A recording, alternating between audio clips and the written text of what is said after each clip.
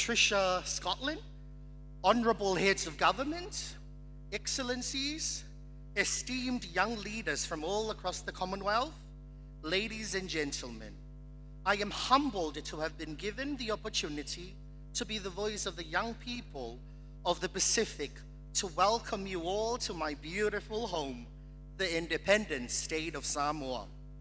We are honored to be your host for CHOGM 2024 and all its respective forums.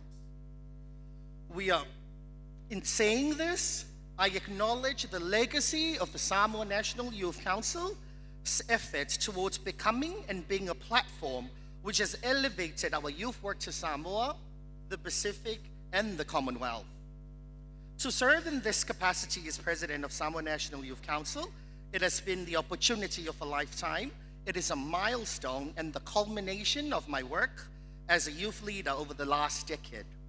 I stand here representing all other incredible local youth leaders and champions that have paved the way for us and who continue to work hard in this crucial space. I acknowledge all the members of our Commonwealth Youth Taskforce who have worked day and night in their assigned subcommittees to ensure that the logistics, communications, policies, and this program itself are of the highest possible caliber. Our task force is composed of high-achieving youth leaders in Samoa and the wider Commonwealth, and we salute all your services. This tribute will not be complete without making special mention of all our young people, our young leaders, both present and upcoming. By this, I mean every single one of you here today, including those joining us virtually from all four corners of the Commonwealth. We need your constant and consistent involvement as we work towards achieving an inclusive and stable common future. It is an absolute privilege to see so many youth leaders coming together, all excited and determined to mati-mati, to discuss, to share, to continue or initiate dialogues on ways to shape our world today and the future through our various lenses as young people. When the Samoan term mati-matinga was first introduced for possible inclusion in either our theme or its tagline, we focus on emphasizing that mati-matinga is a very crucial indigenous concept. It is dear to my heart and also to our task force, for it calls us to redefine and re-strategize both current and former practices in our space with the goal of advancing ourselves and our people. It encourages us to aspire to the fulfillment of our vision, the accomplishment of our professional and personal goals, and the proper consideration of our concerns and questions by our leaders. I am ecstatic that I can already feel the energy and determination in this hall. I know that we are all here to amplify our positive, collective, and individual efforts and to change the negative norms by engaging in mati-matinga together for suitable and practical solutions. In seeking these solutions, your Commonwealth has determined to divide this multifaceted but necessary conversation into four broad categories: resilient democratic institutions, resilient environments, resilient economies, and resilient societies and people. These pillars define and also provide reference points for the sharing of a clear and achievable agenda.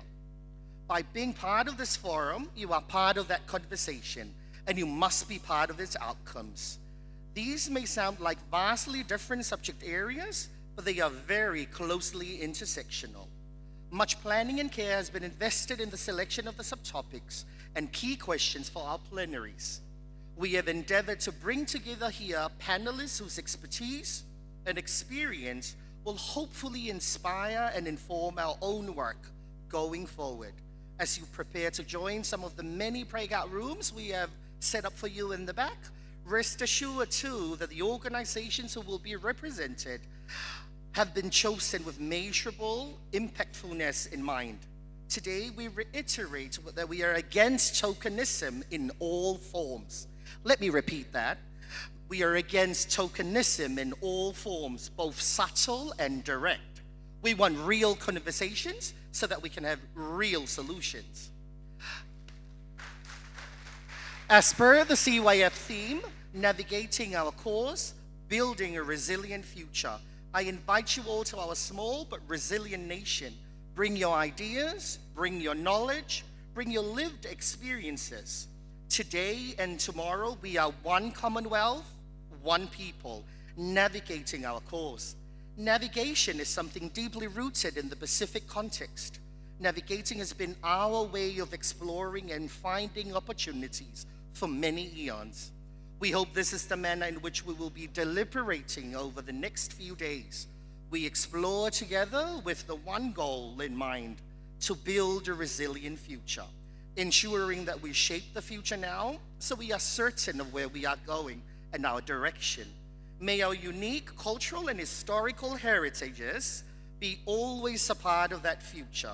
Our languages, our stories, our values, our survival skills, they are important. They will give us strength for this journey. Youth, we're not just the future, we're very much the present. We're harnessing our creativity, energy, and passion to drive climate resilience, social entrepreneurship, inclusive democracy, and societal empowerment. Together, let's empower each other, amplify our voices, and shape a brighter, more equitable future for our Commonwealth. Fa'afetai.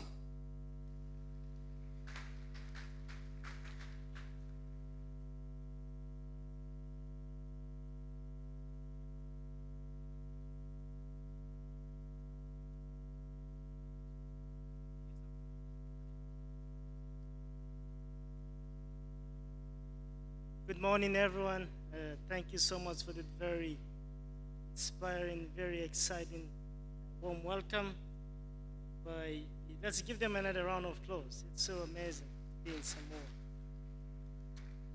Excellencies, the Deputy Secretary General, Dr. Suddhoo, of course, all delegates present here.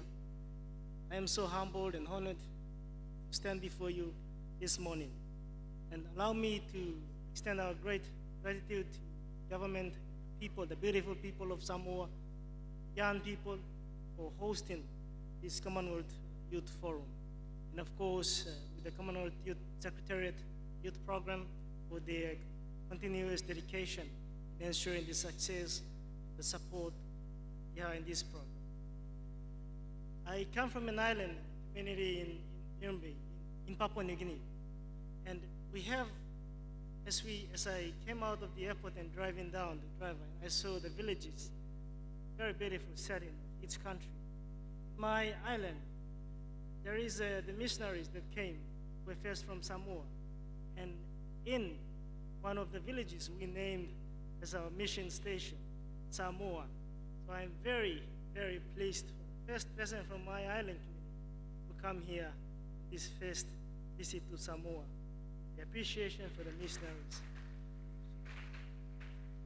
I will go back and tell my people from the island in Papua New Guinea that yes, I have visited the place of the missionaries in Samoa, which they also represent my people.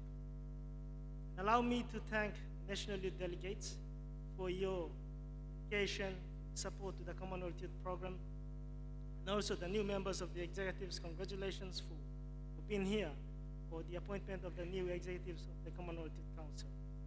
And welcome. We are here in the Pacific with shared values and hope for the future. The resilient Samoa. The reason why I reflected on the story of the Samoan missionary on Tugatube Island in PNG is because they built limestones when the missionaries came. They mixed limestones and they built. That was in 18. And they still stand to date, protecting our shorelines. That is resilient. And we are here with that same shared values, resilient, hope for a resilient future. In the Pacific, as we've seen this morning, the canoe, the journey towards building resilience for a common future has been in existence throughout generations. Our ancestors have navigated a path for a common future.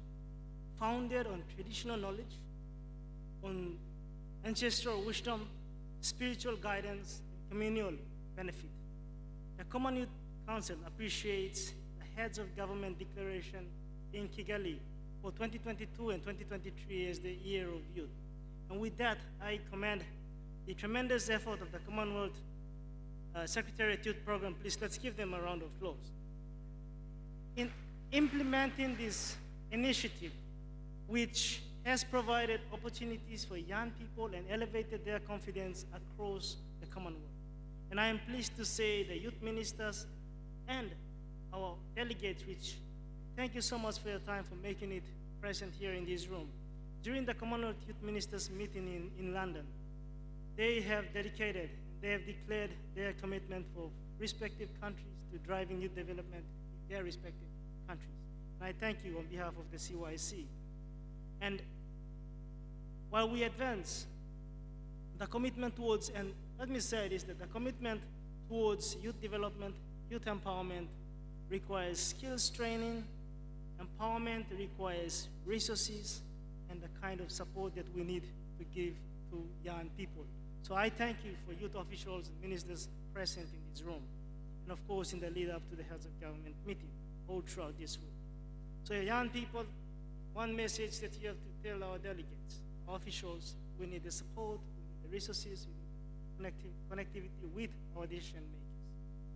While we advance our efforts to empower youth leaders and build their capacity, I'm reminded that our world, and you are here, faces unprecedented challenges. Climate change, inequality, and social justice threaten our collective future, our common future. Yet I'm inspired by the resilience and creativity of young people. I have had the opportunity to work with across the Commonwealth for the past 2 years. We are not just victims of circumstances, we are drivers of positive change. Our unique perspectives, skills, passions are the key to building resilience for the common future. So fellow young leaders, I urge you, don't wait for the perfect moment to act. And now is the time to drive positive change, the kind of future you envision for your families, for yourself, for your community, for your country. And be the beacon of hope, the light, the torch, to build a peaceful community with communal benefit. Thank you so much, and I wish everyone the best in the next 2 days and of course the rest of the week. Thank you.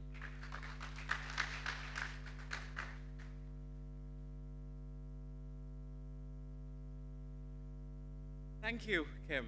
And we really highlighted the immense role that the Commonwealth Youth Council helps to do in amplifying youth voices. And so I'm now honored to invite the DSG from the Commonwealth Secretariat to deliver his opening remarks. Please make him welcome. Thank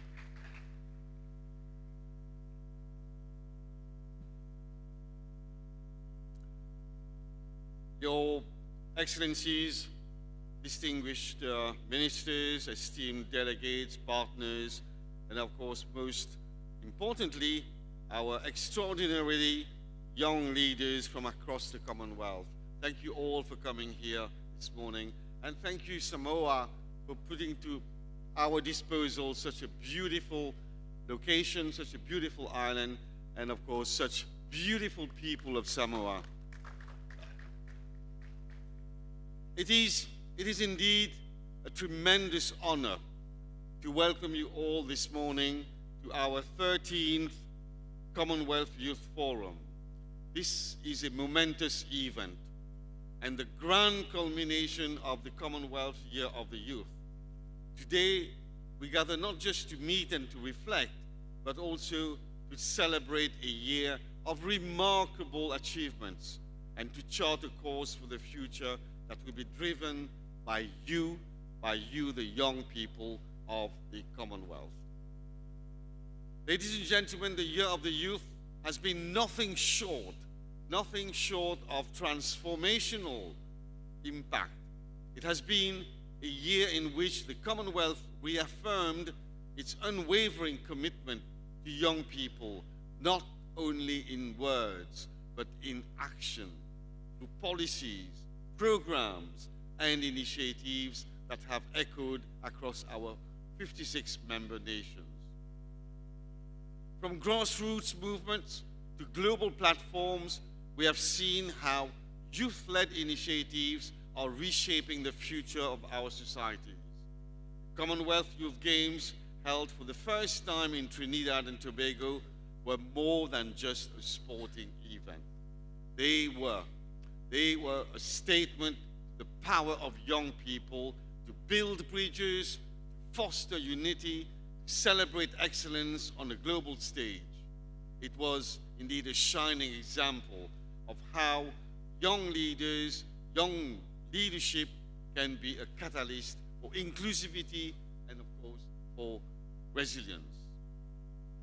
Colleagues, we also witnessed the largest ever gathering of youth ministers meeting at the 10th Commonwealth Youth Ministers meeting in Marlborough House.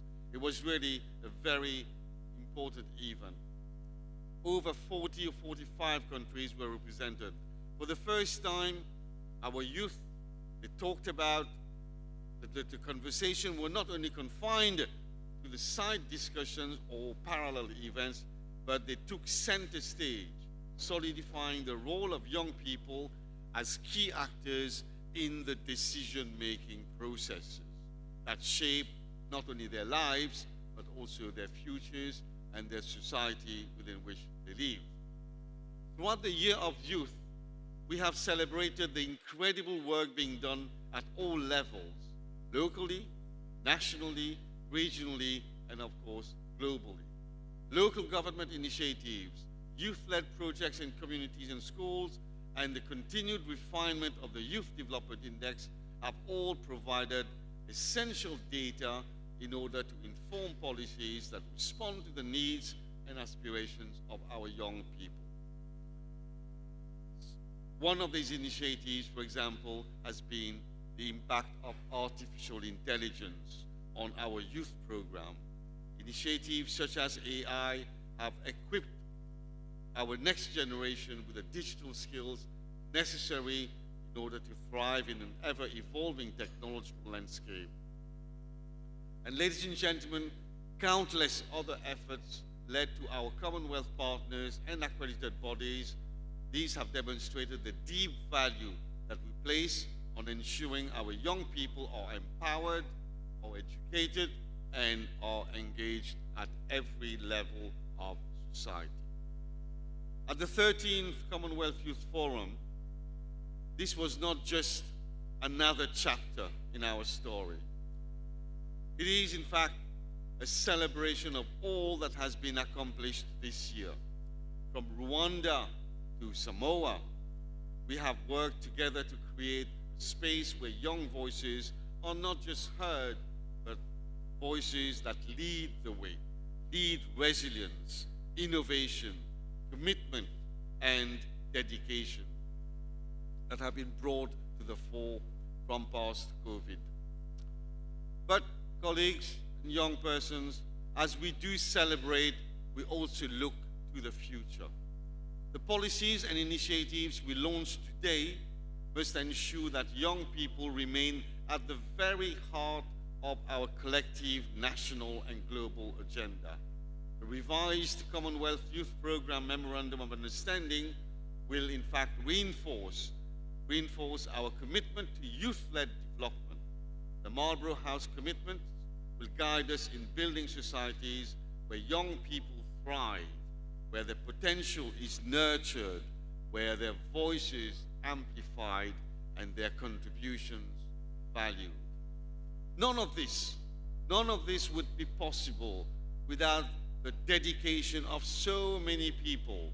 And I do extend my heartfelt thanks to the Secretary General, Right Honourable Patricia Scotland Casey, whose leadership has been instrumental in championing youth empowerment over years. I would also like to thank the Commonwealth Youth Programme team, the ministers, the advisory committee, the task forces, and all those who have worked tirelessly behind the scenes to make this Year of Youth a real success.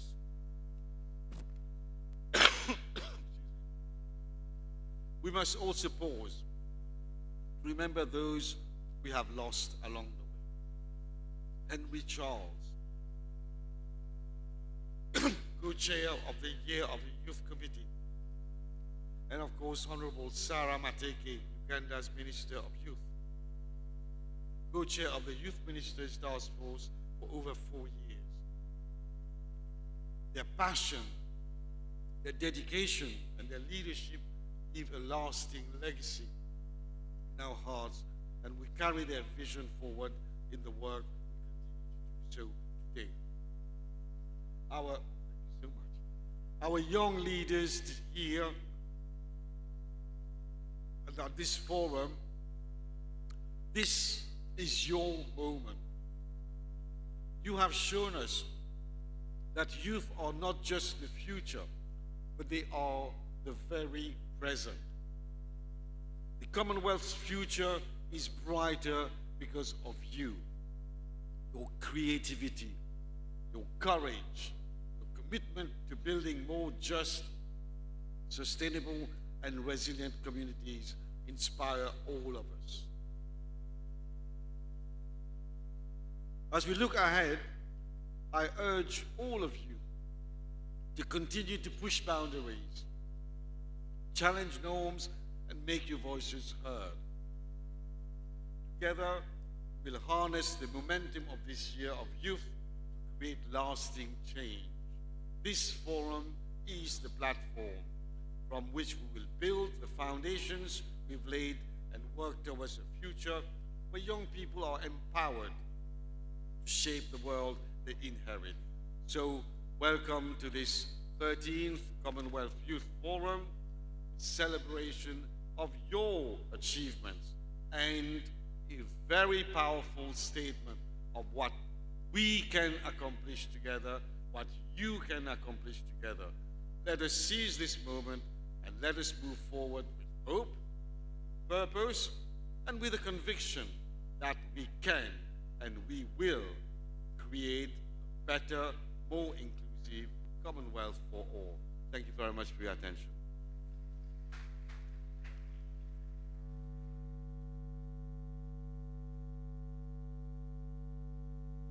Thank you so much, Dr. Suddhoo. I believe his insights on the Commonwealth's commitment to fostering youth development are truly, not only are they a key enabler of youth-led change, but they are inspirational for all of us present. So again, thank you so much, Dr. Suddhoo, for your opening remarks. Now that we've heard these powerful perspectives, I'd like to open up the conversation for even deeper engagement. And we've talked about resilience and youth empowerment and sustainable development, and I want to take an opportunity to explore how we can take those ideas even further. And so I am going to now invite Ms. Christabel Derby, who is the outgoing Vice Chairperson for Inclusion and Engagement and the Chairperson of the Year of Youth Advisory Committee, to join us on stage. Make her feel welcome, please. And I will also take this opportunity to invite Muskan Anand, who is from India, and she is the incoming Asia Regional Representative on the Commonwealth Youth Council. Absolutely. Take this. Okay. I think I'll join you down here to make it more conversational. So I'm going to start with you, Kevin. You mentioned earlier the impact of the Samoa National Youth Council in fostering community-based initiatives. I guess, how do you see these efforts evolving to address the needs of emerging challenges facing young people today, particularly in small island developing states like Samoa? Testing. Oh, thank you. Thank you, Nahjae, for that question to open our session. So the role of the National Youth Council over the years, it's really about bringing together at least a youth representative from each of the villages. So that's the composition of the National Youth Council. And with each representation from different villages, together it forms the council. And it is the council's responsibility that they work in collaboration with the Ministry of Women and also all other partners that have programs and initiatives that target the youth. And then together we work in terms of advocating for what is best for the youth space. Mm-hmm. I hope that covers Thank you. And you raised an important point that I want to turn to Kim about, because as we would have mentioned here today, youth work requires a proper youth architecture. And I think, Kim, in your role as the chairperson of the Commonwealth Youth Council, you've engaged with young leaders across so many different regions and so many different sectors.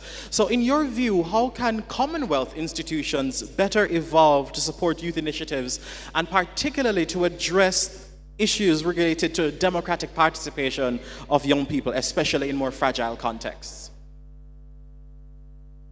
Thank you, Nahjae. Thank you. Yeah, I think let me briefly make mention the role of the Commonwealth Youth Council, or CYC in short. So the CYC has been established since 2013 by the heads of government in Sri Lanka. The main purpose is to drive youth development policy advocacy of young people through national representation. So its structure itself is made up of 2 representation youth delegates from each country, so each 56 member states. Those 54, now 56. So those 2 national youth delegates are appointed by the government or the youth ministry, focal points as they represent the young people or in country. They channels through, and the CYC, the Commonwealth Youth Council, is made up of 10 executives. Of course, channeling information from the NYD's youth ministries to the heads of government and vice versa, of course with the support of the Commonwealth Secretariat Youth Program. And so that is the structure of Commonwealth Youth Council. We have been installed since 2022 in Kigali. So each term has 2 years. Now we have an incoming team, and I add the same support towards the incoming team. In terms of the pressing challenges, and I want to recognize, of course, the tremendous effort by the Commonwealth Youth Program driving this youth development agenda under of course, the leadership of Secretary General, Honorable Patricia Scotland, and of course the youth team, and of course the deputy, and the very amazing team there. Now, in terms of practicalities, we have been advocating at the driving policy, of course, with advocating for youth inclusion, youth empowerment, youth engagement at the international level, at the regional level, setting up youth councils, or helping regional councils, especially for Asia. Now, there, of course, let me begin with the opportunities that CYC presents to the young people. And in saying so, the focus or the drive and the innovation of young people, always, we've seen it this morning, the innovation, the drive, the enthusiasm of young people, they're always enthusiastic to drive change. But same, the energy and the creativity, they're very creative and innovative, especially when you work with young people. Through digital savvy, through, this year at the International Youth Day, the Secretariat supported the museum, the virtual museum. Of course, they will be sharing more. But I thought it was a great opportunity. It bring the platform to share our ideas, bringing the traditional shared knowledge from usual conversations, or talanoa, we call it in the Pacific, to a virtual reality where we converse online. And of course, the curiosity of young people, curiousness, of course, of young people always drive, but they need that kind of guidance. And let me also raise a few challenges. There are many challenges which I don't want, because challenges gives us the opportunity to wake up every day and work. Now, with the CYC, of course, there's resource support, but allow me to recognize we need especially the focus on intergenerational shared knowledge. We need the elders, we need the youth ministers, that's why they are here. And I also say to my young people, we need the wisdom, the leadership, the guidance of our leaders, of the youth ministers, officials. They will support us in every engagement, every program that we have at the national level, at the regional, and even international level. And in saying that, with the CYC, let me just say this, I recognize Ghana. Ghana has supported my vice chair, who I always jokingly say, my vice chair is even more supported, has been supported with the funding, the kind of funding. That is the kind of support that we want for our youth representation when given the leadership roles.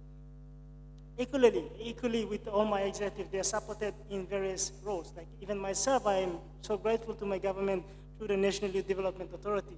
Our Director General is here. He has given me a space to go in and support the youth development in our country. Even David, our policy advocacy advisor at our country. And I'm so grateful for that kind of support. So my honorable ministers, senior officials, if you are here in this room, I urge the same kind of support to our incoming CYC executives and even the other networks as well. And I think, of Taskforce and youth mentorship in